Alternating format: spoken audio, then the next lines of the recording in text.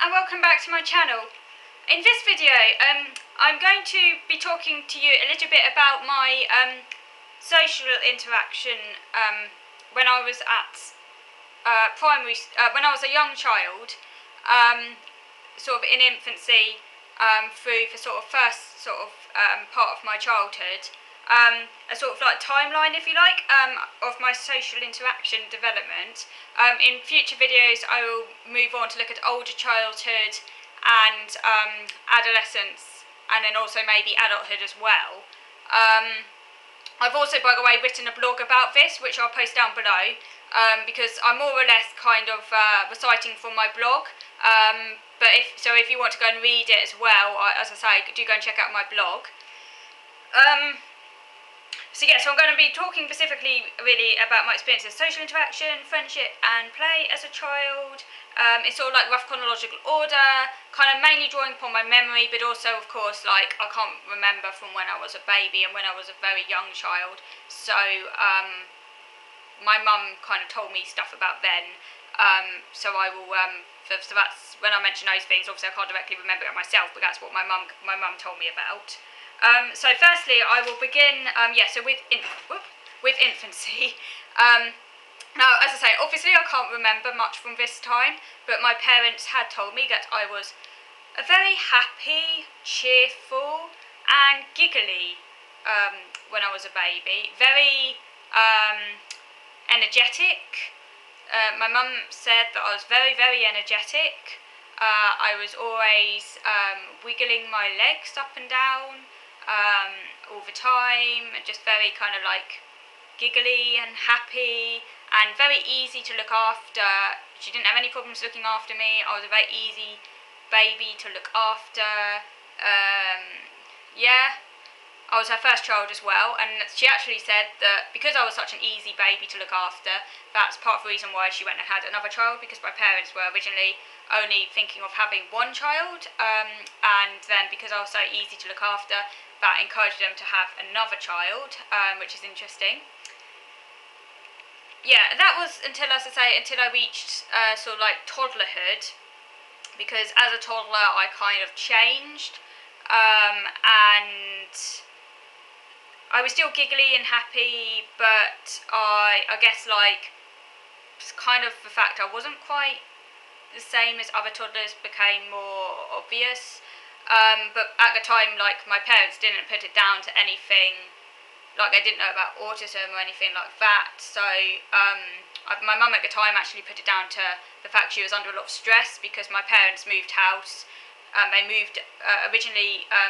They lived near Wales, on the border near Wales, and they moved down south when I was about like 6 months old, and my parents were under a lot of stress, particularly my mum around that time, and my mum, I think, kind of blamed a lot of what she saw as problems bonding with me on her stress, because when I was a baby she had no problems bonding with me and I was a very cuddly, easy to look after baby, but then when I was a toddler it was harder for her to bond with me and I became less cuddly and I kind of recoiled from cuddles and she didn't know what it was, and she put it down to her being under stress. That was her explanation for it, because I didn't really interact much with other kids at the time because she had just moved house and like she was quite on her own and she didn't really know about child development or anything.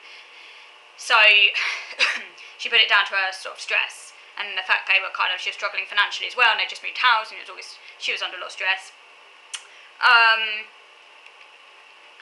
But yeah, in terms of interaction, I have been told that as a toddler I enjoyed running around people in circles while giggling. So yeah, I was very giggly. I just liked running around people in circles while giggling.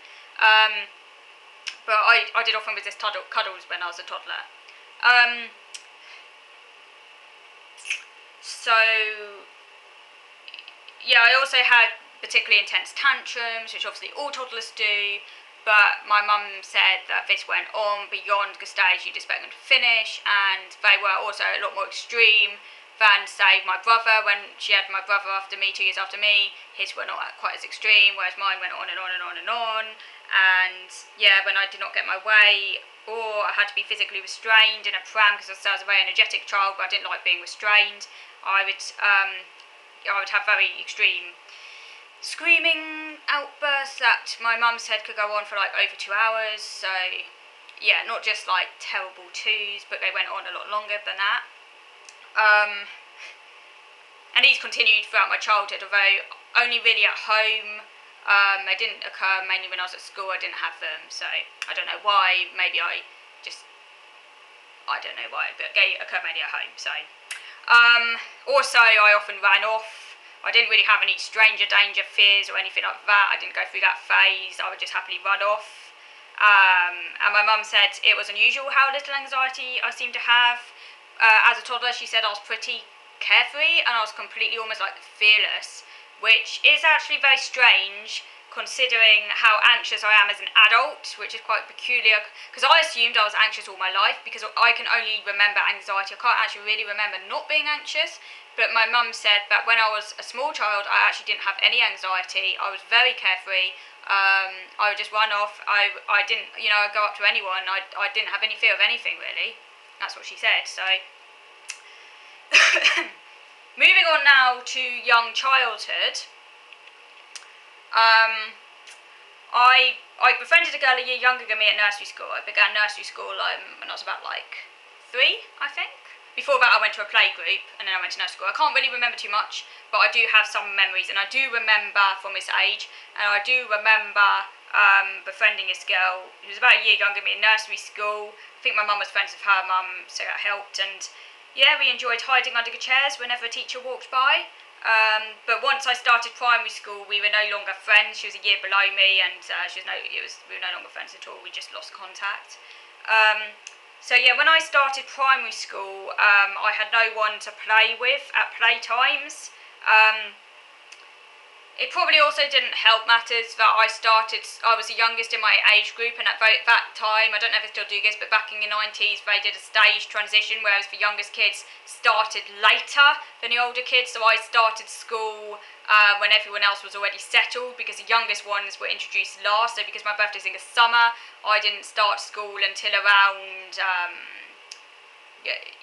I was 4 years old. I started around kind of like May of the year when I turned 5. I don't think they do that anymore. I think they all start them at the same time now. But back then they did a stage transition, which kind of meant that all the other kids are settled. And then the intake that came in last of all, the very youngest children, kind of were, I guess, at a disadvantage, because also you basically missed almost a whole year of schooling that the older ones had, which is really unfair actually when you think about it. But yeah, so add to that my natural problems of social interaction. I'm sure that just added to the matters, made it worse. But yeah, I didn't have any friends when I started at all, no one to play with. So the teacher helped me interact by finding 2 older girls to be my playmates, which I remember.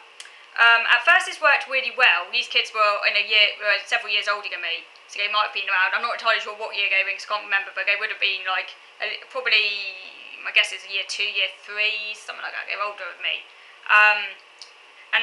Yeah, every break time we played dungeons. We took it in turns to be the dungeon keeper and throw the others into the dungeon, which was at the corner of the playground.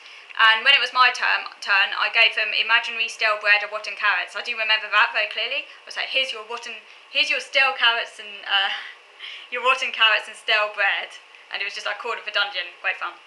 I expected that we would play this game forever and ever, but one day they had completely vanished and would not play this game anymore.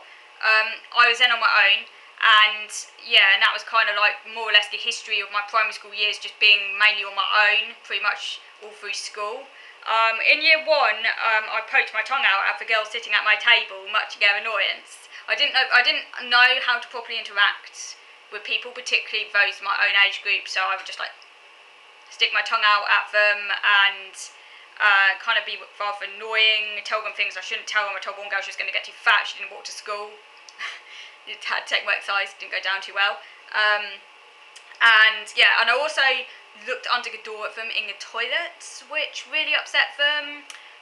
One of the girls opened her mouth. I remember I was in the toilet, she went like this, and I looked like she was going to bite me. I really remember that very clearly. And I ran out of the toilet screaming, and I was actually about to run into the classroom, but a teacher put a hand out to stop me mid-flight. I remember that.